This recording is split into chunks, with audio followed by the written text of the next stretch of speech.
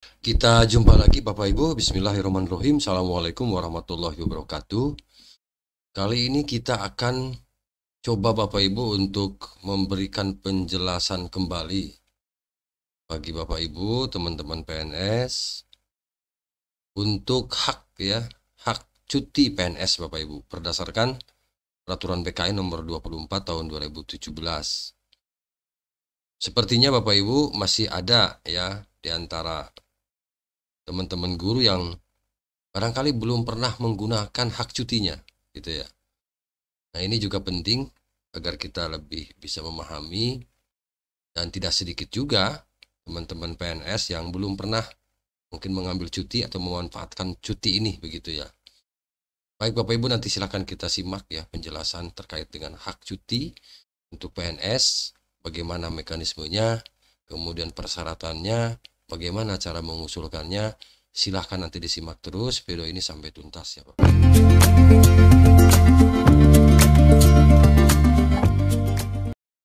Kali ini regulasi yang akan kita gunakan adalah Bapak Ibu Peraturan Badan Kepegawaian Negara ya. Peraturan BKN nomor 24 tahun 2017 tentang tata cara pemberian cuti pegawai negeri sipil.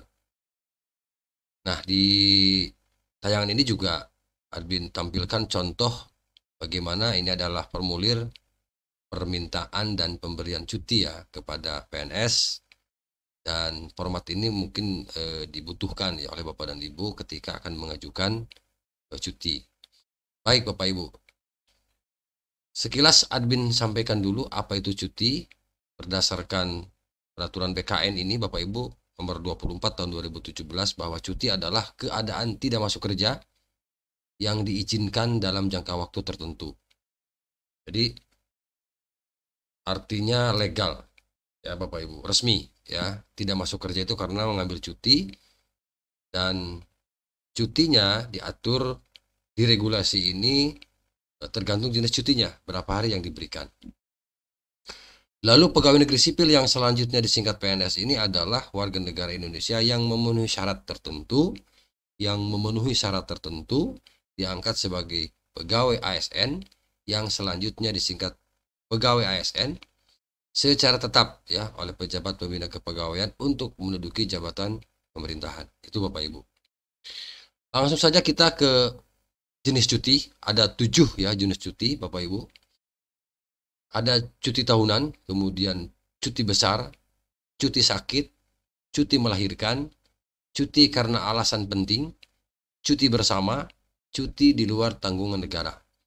Jadi ada 7 cuti yang bisa diambil oleh pegawai negeri sipil atau ASN.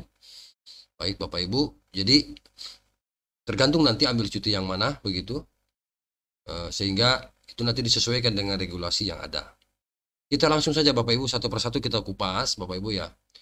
Yang pertama adalah cuti tahunan.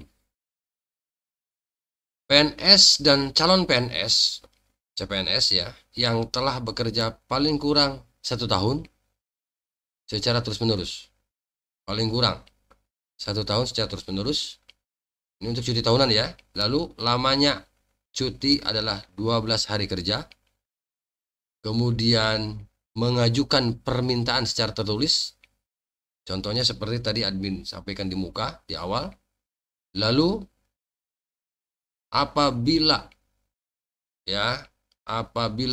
terjadi sesuatu hal sulit perhubungannya ya dalam hal hak atas cuti tahunan yang akan digunakan di tempat yang sulit perhubungannya, menurut peraturan ini jangka waktu cuti tahunan tersebut dapat ditambah paling lama 12 hari kalender. Oke. Nah, gitu Bapak Ibu. Lalu yang berikutnya adalah hak atas cuti tahunan yang tidak digunakan dalam tahun yang bersangkutan. Jadi kita tidak menggunakannya dalam tahun yang bersangkutan, sudah dipakai tahun ini misalnya, nah, dapat digunakan dalam tahun berikutnya untuk paling lama 18 hari kerja, termasuk cuti tahunan dalam tahun berjalan. Itu Bapak Ibu. Oke. Lalu hak atas cuti tahunan yang tidak digunakan ya 2 tahun atau lebih berturut-turut dapat digunakan dalam tahun berikutnya untuk paling lama 24 hari kerja termasuk hak cuti tahunan dalam tahun berjalan. Ini bunyi pasal 313 ayat 2 ya di peraturan ini. Jadi ternyata bisa ya Bapak Ibu. 2 tahun tidak diambil, tapi regulasinya seperti itu. Lalu PNS yang menduduki jabatan guru pada sekolah, nah ini Bapak Ibu ini penting. PNS yang menduduki jabatan guru pada sekolah dan jabatan dosen pada perguruan tinggi yang mendapat liburan menurut peraturan perundang-undangan, menurut PP ini disamakan dengan PNS yang telah menggunakan hak cuti tahunan. Oh, silakan nanti diterjemahkan Bapak Ibu yang nomor 7 ini untuk guru. Bagaimana?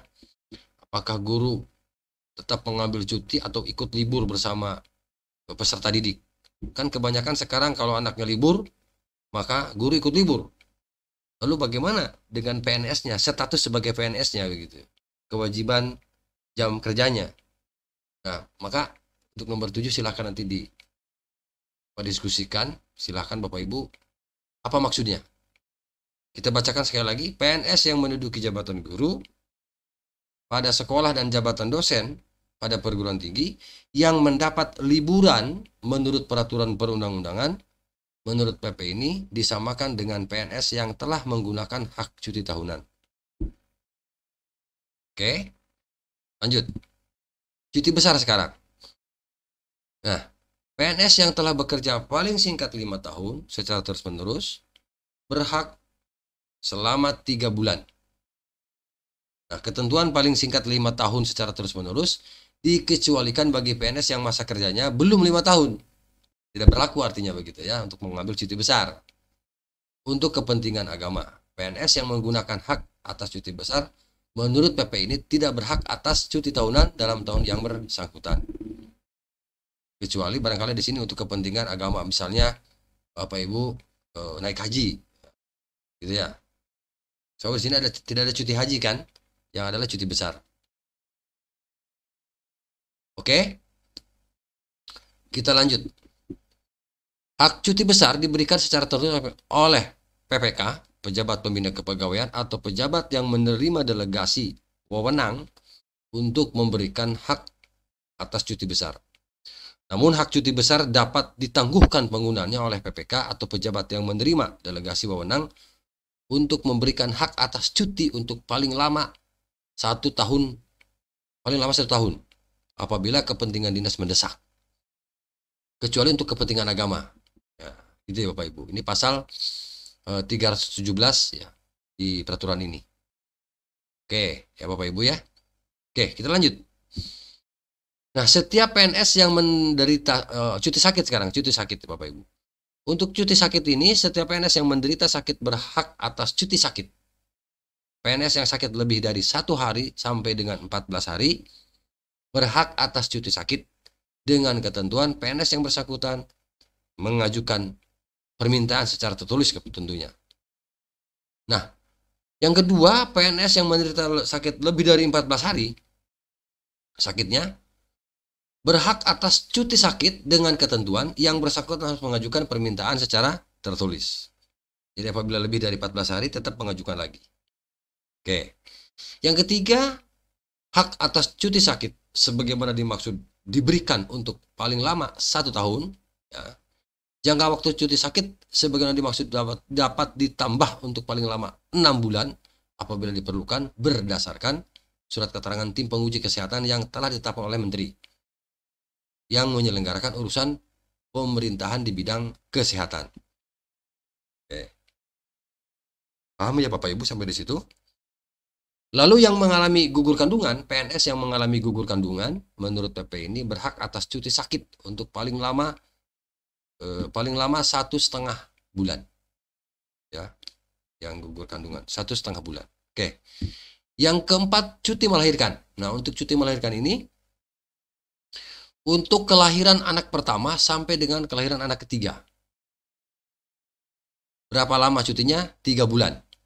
Ya, ini ibu-ibu sudah biasa ya, yang pernah PNS yang Udah pernah punya anak, pasti cutinya diambil.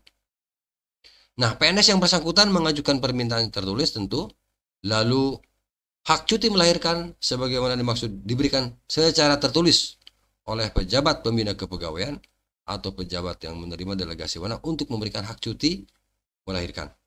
Ini sebagaimana nanti di pasal 326 ya, ayat 2. Oke. Lalu cuti karena alasan penting, yang kelima.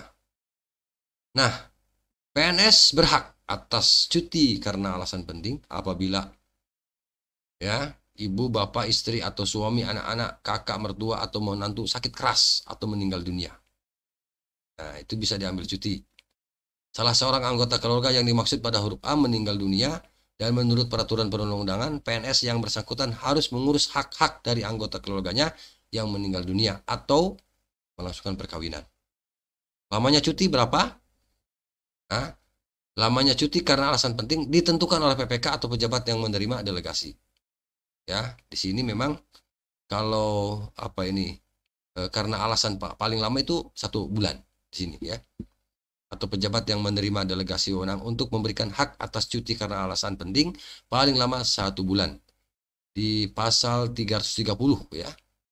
Oke. Kita lanjut cuti bersama. Nah, ini untuk cuti bersama, Presiden dapat menetapkan cuti bersama. Jadi nanti itu kalau cuti bersama ditetapkan oleh Presiden, misalnya cuti tahun baru, cuti Natal, cuti Hari Raya Idul Fitri, seperti itu ya. Oke, cuti bersama sebagaimana dimaksud tidak mengurangi hak cuti tahunan. Ya, jadi cuti bersama ini tidak mengurangi cuti tahunan, artinya terpisah. Ya, bukan karena mengambil cuti bersama lalu cuti tahunan hilang, tidak. Itu terpisah. Ya. Jadi PNS yang karena jabatannya tidak diberikan hak atas cuti bersama, menurut PP ini hak cuti tahunannya ditambah sesuai dengan jumlah cuti bersama yang tidak diberikan. Ya, apabila ada pekerjaan atau apabila ada pegawai yang karena jabatannya tidak diberikan hak cuti bersama, maka itu nanti akan ditambah. Ya, akan ditambah jumlahnya cuti bersama yang tidak diberikan itu. Cuti bersama sebagaimana dimaksud tentu ditetapkan oleh Presiden. Yang terakhir, cuti di luar tanggungan negara. Nah, cuti di luar tanggungan negara yang pertama, PNS ini bekerja paling singkat 5 tahun secara terus-menerus karena alasan pribadi dan mendesak. Alasan pribadi dan mendesak dapat diberikan cuti di luar tanggungan negara. Nah, cuti di luar tanggungan negara ini dapat diberikan untuk paling lama 3 tahun. Misalnya melanjutkan studi ya, seperti itu misalnya ya. Kan bisa selama lama ya, selama 3 tahun. Atau kepentingan lain yang tidak bisa ditinggalkan dalam kurun waktu tertentu, sehingga harus mengambil cuti, dan cuti itu nanti diberikan dengan syarat tadi masuk kepada cuti di luar tanggungan negara. Nah, jangka waktu cuti di luar tanggungan negara sebagaimana dimaksud dapat diperpanjang paling lama 1 tahun. Jadi kalau memang 3 tahun masih dianggap kurang, bisa diperpanjang 1 tahun lagi, 4 tahun. Nah, ini diatur di pasal 334 pasal 334 ayat 3. Yang berikutnya, menurut PP ini, cuti di luar tanggungan negara ini mengakibatkan PNS yang bersangkutan diberhentikan dari jabatannya. Menurut PP ini, cuti di luar tanggungan negara mengakibatkan PNS yang bersangkutan diberhentikan dari jabatannya. Dari jabatannya ya, bukan dari PNS-nya. Oke, jabatan yang menjadi lowongan karena pemberian cuti di luar tanggungan negara harus diisi. Oke, jabatan yang menjadi lowong karena pemberian cuti, jabatannya, bukan status PNS-nya. Itu Bapak Ibu. Untuk mendapatkan cuti di luar tanggungan negara, menurut PP ini, PNS yang bersangkutan mengajukan permintaan secara tertulis tentu. Cuti di luar tanggungan negara hanya dapat diberikan dengan surat keputusan PPK, pejabat pembina kepegawaian, setelah mendapat persetujuan dari kepala BKN. Ini ditegaskan di dalam bunyi pasal 336 ayat 2 di peraturan ini. Oke, itu saja Bapak Ibu, macam-macam cuti ya, ada 7 cuti ya yang ada di peraturan BKN. nomor 24 tahun 2017 ini. Sepertinya ini bermanfaat bagi Bapak Ibu, terutama teman-teman PNS ya Bapak Ibu. Silahkan dimanfaatkan dengan baik. Ya, daripada bolos kerja, ya, tidak masuk kerja tanpa alasan, lebih baik mengambil cuti. Jelas, ada hitam di atas putih, ada catatannya, sehingga hak kita tidak terkurangi. Oke, itu saja Bapak Ibu. Semoga informasi ini memberikan manfaat dan tentu ya memberikan pencerahan juga. Demikian yang dapat admin sampaikan. Terima kasih. Assalamualaikum warahmatullahi wabarakatuh.